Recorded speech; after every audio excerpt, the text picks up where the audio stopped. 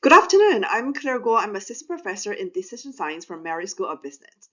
Today, I'm very glad to share my research on AI-powered supply chain optimization. The advent of AI in supply chain management marks a transformative era offering many opportunities for supply chain resilience and efficiency. Machine learning techniques allow supply chain managers to discover patterns in supply chain data to generate more reliable and accurate forecasts. Graph algorithms can optimize the flow of goods and information through supply chain networks while minimizing transportation costs. Game theories can be applied to analyze strategy decisions regarding inventory management, production planning, and capacity allocation. Reinforcement learning, an approach to multi-agent systems, has been applied to optimize supply chain operations where agents learn optimal decision-making policy through trial and error interaction with their environment and adapt to changing conditions. Despite the integration of emerging digital technologies such as AI, blockchain, and Industry 4.0, mathematical optimization remains at the heart of supply chain. Among all the mathematical optimization models, supply chain model, change constraint model, and robust model is chosen in my study to address the disruptions in supply chain.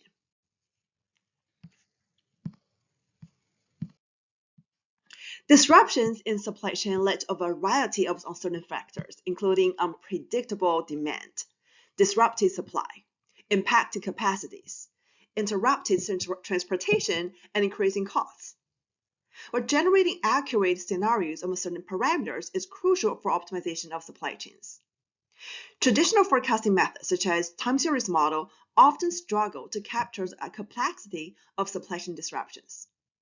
While machine learning, a subset of AI, offers a variety of algorithms that enable learning from historical data, customer demographics, market trends, and other factors to identify patterns, correlations, and trends to make better forecasts.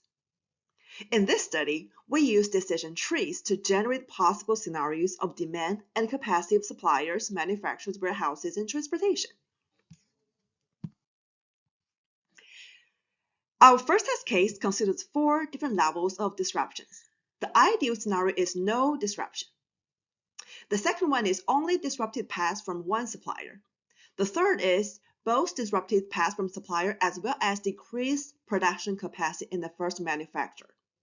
Well, the worst scenario includes disrupted paths, decreased production capacity, and the closure of a warehouse.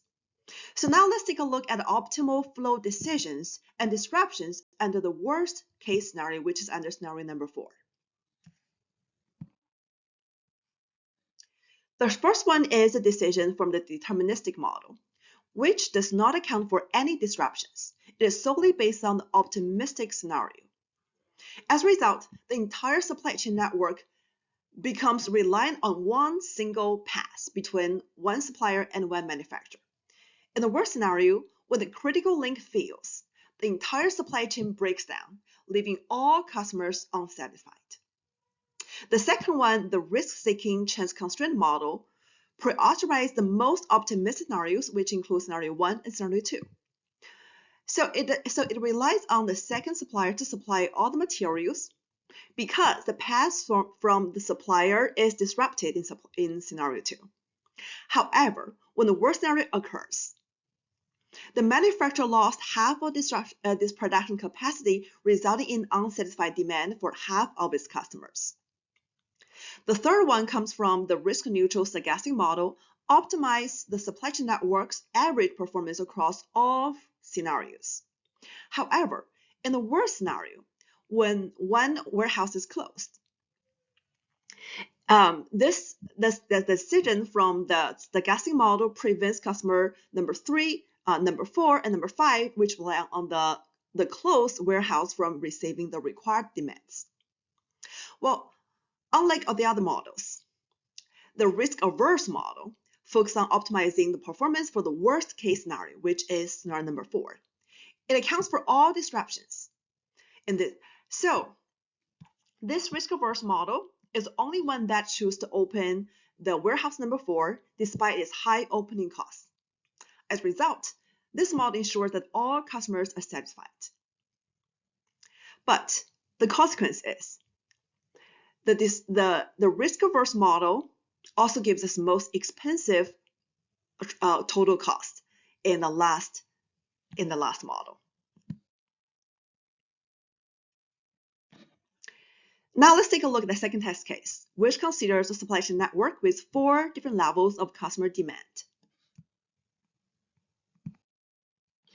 And if you take a look at the result generated from the 4 different models, we see that the deterministic model only has 2 happy customer zones, while the second one has 3 happy customer zones, the third one has 4 happy customers, and the last one has all happy customers. And now let's take a look at the comparison of the total cost across the 3 different models in the real-world problem in the retail supply chain, which has supply shortages, reduced manufacturing capacity, and unpredictable demand. We generate 125 scenarios based on 5 realizations, each for the supply capacity, manufacturing capacity, and customer demand. So as shown in this figure, the risk-neutral decisions remains constant across different levels of probability alpha, which alpha represents the worst-case scenarios. The risk-seeking decisions optimize the cost for the most optimistic alpha percentage scenarios, while the risk-averse decision focus on optimizing the cost for the worst 1 minus alpha percentage scenarios. This distinction explains why risk-seeking models consistently achieve lower objective costs compared to the risk-neutral stochastic model, while the risk-averse model results in the highest cost among all the 3 models. So that is all about my presentation. I look forward to your comments and questions. Thank you.